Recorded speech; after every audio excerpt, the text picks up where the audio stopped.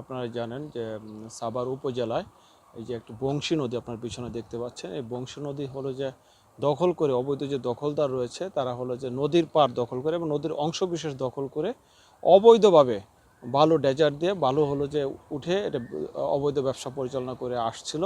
তা আমাদের কাছে গোপন সংবাদের ভিত্তিতে আমরা হলো যে উপজেলা প্রশাসনের পক্ষ থেকে মোবাইল কোর্ট পরিচালনা করছি।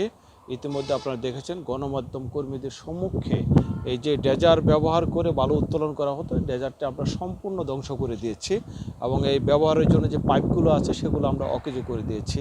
তা আপনাদের মাধ্যমে গণমাধ্যম কর্মীদের মাধ্যমে আমি সাভারবাসীকে একটি মেসেজ দিতে চাই, এই ধরনের অবৈধ ব্যবসায়ী যারা আছেন তারা নিজেকে সংশোধন করে নেন। আর যদি না হয় তাহলে আপনাদের জন্য কিন্তু আগামী দিনে এই ধরনের পরিস্থিতি অপেক্ষা করছে। আর পাশাপাশি যে মালিক যে ব্যবসাটা পরিচালনা করে তাকে আমরা পাইনি, তাকে যদি পেতাম তাহলে অবশ্যই তাকে আমরা আইনের আওতায় আনতাম। শুধু এই অবৈধ নদী দখল নয়, নদী দূষণ নয়, খাল দখল নয়, অবৈধ যেসব ব্যবসায়ীরা আছেন এবং পরিবেশ দূষণ করেন, মানুষের জানমালের ক্ষতি হয় এবং বায়োডাইভার্সিটি যেটা নষ্ট হয়, তো সেই সব ব্যবসায়ীদের বিরুদ্ধে আমাদের উপজেলা প্রশাসনের পক্ষ থেকে অভিযান অব্যাহত থাকবে।